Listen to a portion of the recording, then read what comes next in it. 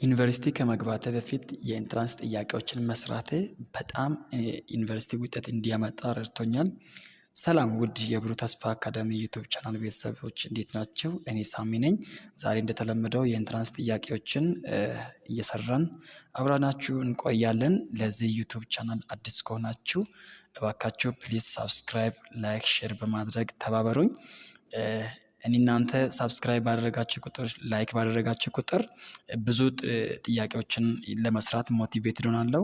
ይህንን ጥያቄ የሚታዩ አንቺም አንተም ሆንክ ሳብስክራይብ ብታደርግልኝ በጣም ደስ ይለኛል። አሁን ወደ ቪዲዮ። which one of the following statements is not correct about the distribution of temperature in Africa? ከሚከተሉት ምርጫዎች ውስጥ ስለ አፍሪካ የቴምፕሬቸር ዲስትሪቢዩሽን ወይም ስርጭት በትክክል የማይገልጸው የትኛው ይሆናል? ኤ ዘ ሳሃራን ዴዘርት ሃዝ ሃይስት ቴምፕሬቸር፣ የሳሃራ በረሃ ከፍተኛ የሆነ የሙቀት መጠን አለው ይላል። ቢ ኢን ዲሰምበር ኤሪያ ኦፍ ሃይ ቴምፕሬቸር ኤሪያ አር ኢን ኖርዘርን አፍሪካ፣ እና በዲሴምበር ወር አካባቢ ከፍተኛ የሆነ ሙቀት በሰሜን አፍሪካ ላይ ይሆናል ይላል። ሲ ኢን ጁላይ ሃይ ሳን አንግል ኢዝ ኖርዝ ኦፍ ኢኳተር፣ እና በጁላይ ወር ላይ ከፍተኛ የሆነ የፀሐይ ብርሃን የት ላይ ያርፋል ይላል? በኖርዘርን ኢኳቶራል ከምድር ወገብ በላይ ኖርዘርን አካባቢ ላይ ከፍተኛ የሆነ ጁላይ ላይ የፀሐይ ብርሃን ያገኛል። ዲ ደግሞ ካላሃሪ ዴዘርት ሃዝ ሪላቲቭሊ ኩለር ቴምፕሬቸር ይላል። ስለዚህ ዘ አንሰር ሹድ ቢ ዲ። ዋይ ቢኮዝ እንደሚታወቁት በረሃ አካባቢ ከፍተኛ የሆነ የሙቀት መጠን ነው እንጂ ዝቅተኛ የሆነ የሙቀት መጠን የለም። ስለዚህ ይሄ የአፍሪካን ቴምፕሬቸር ምን አያደርግም አይገልጽም ማለት ነው። ስለዚህ ምንድነው እያለ ያለው? ካላሃሪ ዴዘርት ሃዝ ሪላቲቭሊ ኩለር ቴምፕሬቸር ነው እያለ ያለው። ስለዚህ ይሄ ይህንን አይገልጸውም ማለት ነው።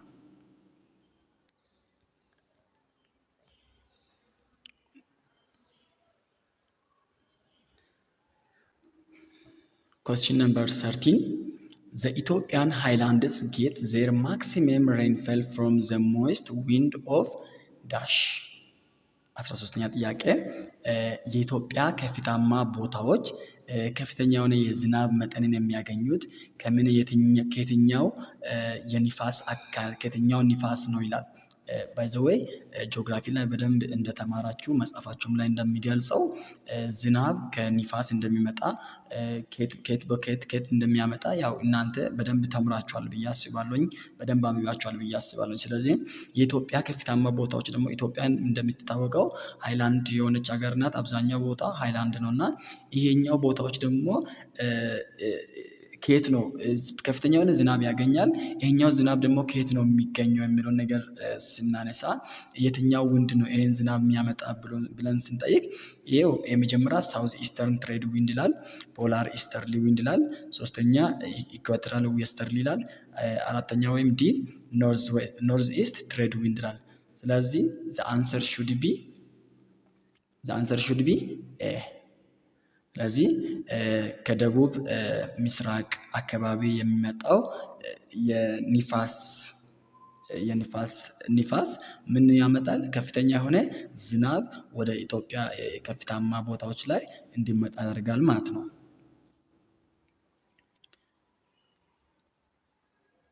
14ኛ ጥያቄ ሚስኗል። 15ኛ ጥያቄ which of the following statement is characteristic of desert and semi-desert climate? ከሚከተሉ ምርጫዎች ውስጥ ከአራቱ ምርጫዎች ውስጥ ስለ በረሃና ስለ ከፊል በረሃ ክላይሜት ኤክስፕሬስ የሚያደርገው የነሱን ፊውቸር ወይም ካራክተሪስቲካቸውን ኤክስፕሬስ የሚያደርገው የትኛው ነው? ኤ ዌል ዲፋይንድ ሬኒ ሲዝን ኦፍ 3 to 8 months። B unreliable and insufficient perception.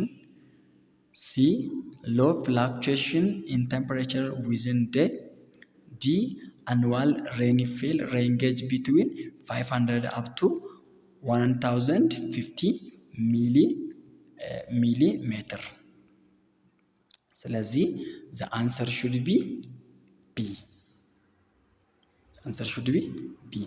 unreliable and insufficient perception ያለው እነዚህ በረሃዎች አካባቢ ከፍተኛ የሆነ ዝናብ አይሆንም፣ ከፍተኛ የሆነ እንትን አይኖርም። ስለዚህ በጣም insufficient በቂ ያልሆነ የዝናብ መጠን ነው ያለው፣ የጠል መጠን ነው ያለውና ስለዚህ the B is the best answer. the best answer.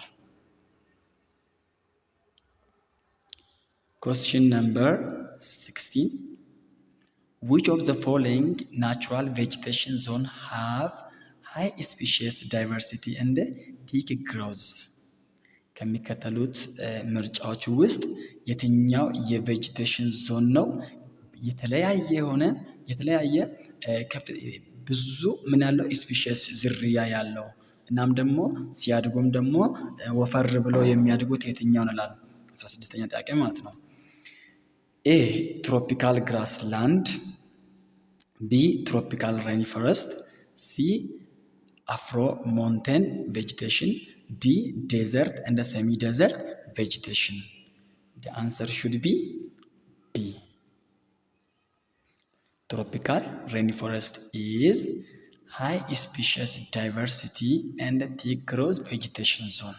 ስለዚህ እንዳትሳሳቱ tropical rainforest ነው መልሱ።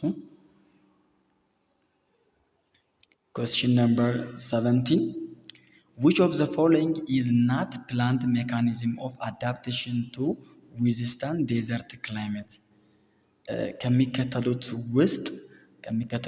ውስጥ አንዱ ምን አይደለም በበረሃማ የአየር ክፍል ላይ እጽዋቶች ራሳቸውን አዳፕት አድርገው እንዲኖሩ የማያደርግ ነው አንዱ ማለት ነው። ሶስቱ ምንድናቸው? አዳፕት አድርጎ የሚኖሩበት ሜካኒዝም ነው። የት በረሃ ላይ ተቋቁመው የሚኖሩበት ነው። አንዱ ደግሞ ከነሱ የተለየ ነው ይላል። ስለዚህ A they have long roots, B they have waxy leaves, C they have broad leaves, D they store water in their spongy leaves. The answer should be C. ለመሰላችሁ በረሃ ላይ ያሉት ፕላንቶች ራሳቸውን በዛ ሙቀት ላይ ሰርቫይቭ አድርጎ ለመኖር ምን ያስፈልጋቸዋል? ስራቸውን በጣም ጠልቆ እንዲገባ ይፈለጋል። ምክንያቱም በጣም ሰርቫይቭ ለማድረግ ስለሚያስፈልግ ማለት ነው። እና ቅጠላቸው ደግሞ በጣም ዋክሲ የሆነ ቅጠላቸው ዋክሲ መሆን አለበት። ሌላኛው ደግሞ የነሱን ውሃ የሚያጠራቅሙት የት ነው? ቅጠላቸው ላይ ነው ማለት ነው። ይሄኛው ደግሞ ብሮድ ሌቭ የምንለው ወይም ቅጠላቸው በጣም ሰፋፊ መሆን አለባቸው የምንለው አይታችሁ እንደሆነ የበረሃ ዛፎች በጣም ቅጠላቸው በጣም ትንሽ ነውና ይሄ እሱን ሊገልጽ አይችልም ማለት ነው። Question number 18. Which of the following is a species of aquatic animal? ከነዚህዎች ውስጥ ውሃ ውስጥ የሚኖሩ አኳቲክ አኒማሎች የትኞቹ ነው ይላል። A ጀርባ፣ B ዋይልድ አስ፣ C crocodiles, D rhinoceros. The answer should be crocodiles. ምንም አይነት የሚያንገራግር ጥያቄ አይደለም። ከነዚህ ከተሰጡት ውስጥ የትኛው ነው ውሃ ውስጥ የሚኖረው አኒማል ማለት ነው። ያው ክሮኮዳይል ይታወቃል ውሃ ውስጥ እንደሚኖር አዞ። Question number 19. A method of soil conservation that involves leaving the farm idle for a while until the soil regains its fertility. A counter plowing, B following, C strip cultivation, D mulching. 19ኛ ጥያቄ ከሚከተሉት ውስጥ የትኛው ነው አፈሩ ለምነቱን እንዲያመጣ ለምን እስኪሆን ድረስ ዝም ብሎ ሳናርስ የምናስቀምጥበት ሜተድ ምን ይባላል አፈርን በጣም እንደተማራችሁ አምናለሁኝ። ሶይል ኮንዘርቬሽን ሜተዶች አሉ። ከነዛ ኮንዘርቬሽን ሜተዶች ውስጥ ለተወሰነ ጊዜ እያረስን መጨረሻ ላይ እንተዋለን። ምክንያቱም የራሱን ለምነቱን እስኪጨምር ድረስ ማለት ነው። ይሄንን ደግሞ ይሄኛውን ሜተድ የምንጠቀመው የትኛውን ነው? ሜተድ ስንጠቀም ነው። 10 ሰከንድ ልስጣችሁ። ፕሊዝ ሳብስክራይብ፣ ላይክ፣ ሼር አድርጉ። ፋሎዊንግን ስንጠቀም ነው ማለት ነው። ፋሎዊንግ ማለት የሆነ ሰዓት ላይ አርሰን ለምነቱን አፈሩ እንዲመልስ ዝም ብለን ስንተው ምንድነው የሚባለው? ፋሎዊንግ። ይሄ ሜተድ አሪፍ ሜተድ ነው። ስለዚህ ለሆነ ጊዜ እርሻን ከማረስ ቪዲዮን እስከ መጨረሻ ስለተከታተላችሁ እጅግ በጣም አመሰግናለሁ። ለዚህ ዩቲዩብ አዲስ ከሆናችሁ ደግሞ ሳብስክራይብ ካላደረጋችሁ ፕሊዝ ሳብስክራይብ አድርጉ።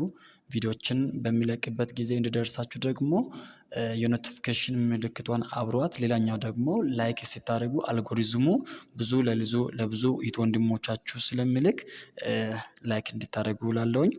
በቀጣይ በሌላ ቪዲዮ እስከምንገናኝ ድረስ ደህና ሁኑ። መልካም ንባብ